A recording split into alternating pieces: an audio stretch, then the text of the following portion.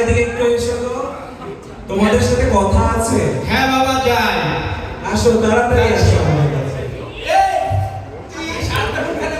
আবার মনে করিও না। আমরা কি বলতেছি না শোনো। তো আজকে তো তোমাদের হচ্ছে কলেজের রেজাল্ট। তোমাদের স্বপ্ন ডাক্তার হবা, তোমাদের জন্য আমরা অনেক পরিশ্রম করে অর্থ উপার্জন করছি, অনেক প্রত্যাশা রাখছি যে তোমরা আমাদের অর্থ, আমাদের সব কিছু তোমরা জমা করে দিবা। তো তোমরা এখন তোমাদের কলেজে যাবা, তোমাদের ফলাফল নিয়ে আমাদের কাছে আসবে। পড়ালেখা তো ফেল, তুই তো ফেল।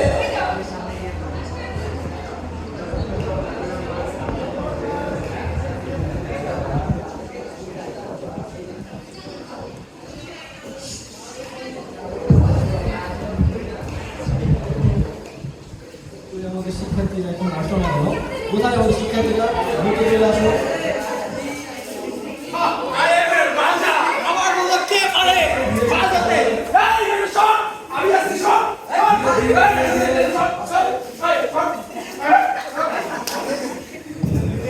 এই কি আসছে আমার দেখা দেখি।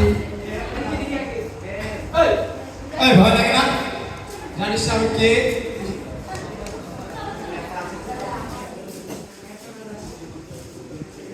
মাই গড, আমি তো ফেল।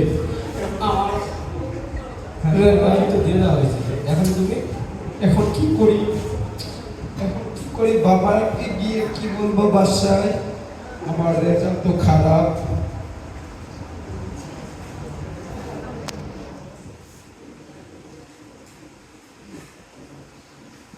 মাইনি, তুমি চলে এসেছো কলেজ থেকে? দাও তোমার রেজাল্ট একটু আমি দেখি। ও, তুমি তো অনেক ভালো পরীক্ষায় রেজাল্ট করেছো। আমাদের প্রত্যাশা তো তুমি রাখছো আমাকে। তুমি গর্বে আমাদের মাথা উঁচু করে দিয়েছো, বুঝছো? আমি তোমার কাছ থেকে অনেক খুশি। তা তোমার দাদা কোথায়? ও আচ্ছা, হ্যাঁ। দেখি শ্রীকান্ত, তুমি চলে এসে তোমার রেজাল্ট। এই তুমি এসব কি করেছো? তোমার উপরে আমার বেশি প্রত্যাশা ছিল, তুমি ফেল করেছো। তুমি তো সমাজে আমার মাথা একদম নিচু করে দিয়েছো। আমরা তো তোমার কাছ থেকে এটা আশা করিনি বাবা। তুমি তো মানে আমাদের সব প্রত্যাশা ধূলিসাৎ করে দিয়েছো। ধরো তোমার রেজাল্ট।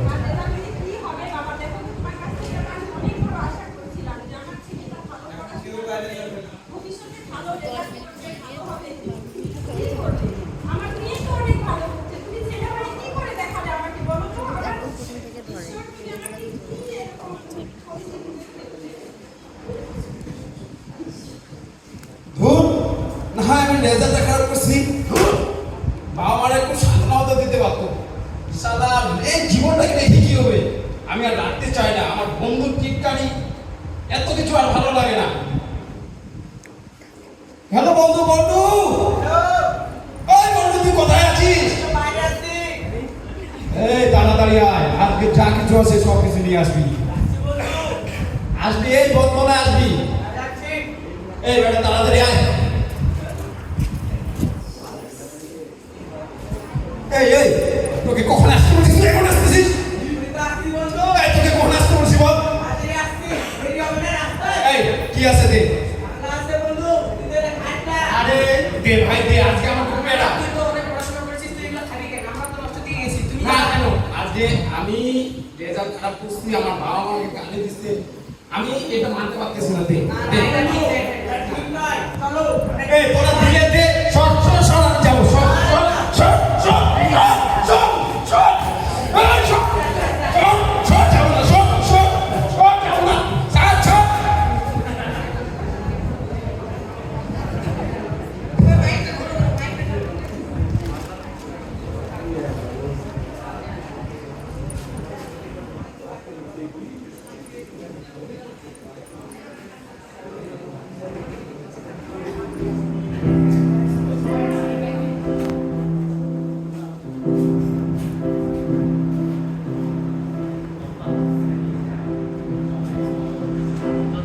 আশ্চর্য তোমার কর্ম সকল, এত সত্য তোমার পথ সকল, মহৎ আশ্চর্য তোমার কর্ম সকল, এত সত্য তোমার পথ সকল, হে প্রভু ঈশ্বর বন্ধু, আমি যাবো না। না, না, ছাড়, আমি যাবো না। ছাড়, ছাড়, যাবো না, যাবো না, ছাড়, আমি কোথায় যাবো? এই জীবন থেকে কি হচ্ছে? এই জীবন থেকে কি হচ্ছে? ছাড়, ছাড়, ছাড়, যাবো না। এই তুমি ছাড়, আমাকে ছাড়। এইগুলো কি? না, এগুলো বিরক্ত। সবাইকে পবিত্র রবিবারের শুভেচ্ছা। আজকে হচ্ছে প্রভুর দিন, আজকে পবিত্র উপাসনার দিন। আসুন আজকে আমরা পবিত্র শাস্ত্র থেকে পবিত্র বাক্য পাঠ করি। আজকে আমাদের শাস্ত্র অংশ রয়েছে জিরমীয় 29 অধ্যায় 11 পদ। এখানে লেখা আছে, তোমাদের জন্য আমার পরিকল্পনার কথা আমিই জানি, তা তোমাদের মঙ্গলের জন্য, ক্ষতির জন্য নয়। সেই জন্য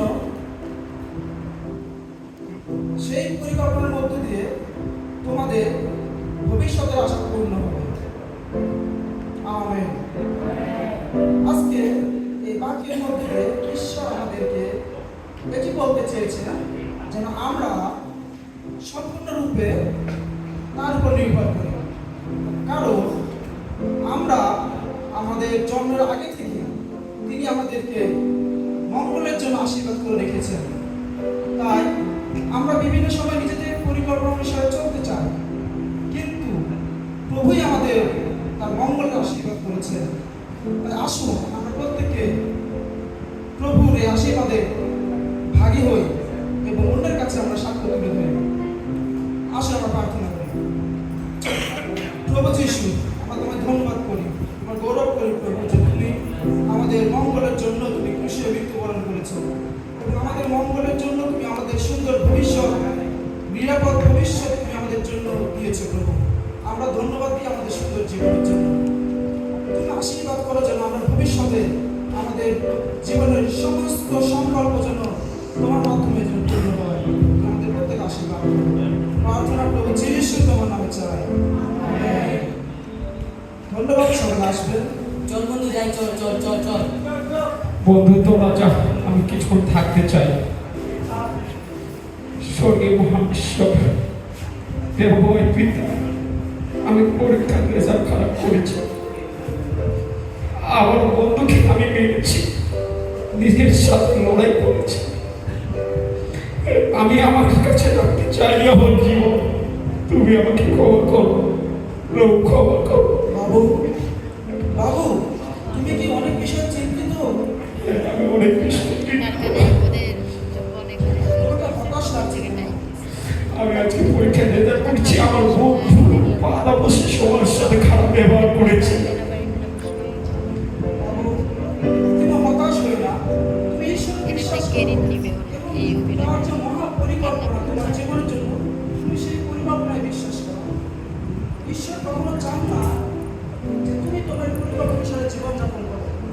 ঈশ্বর চান যে তুমি তার পরিকল্পনায় জীবনযাপন করো। এই জন্য ঈশ্বর তোমাকে এক মহৎ আশীর্বাদ করতে চলেছে।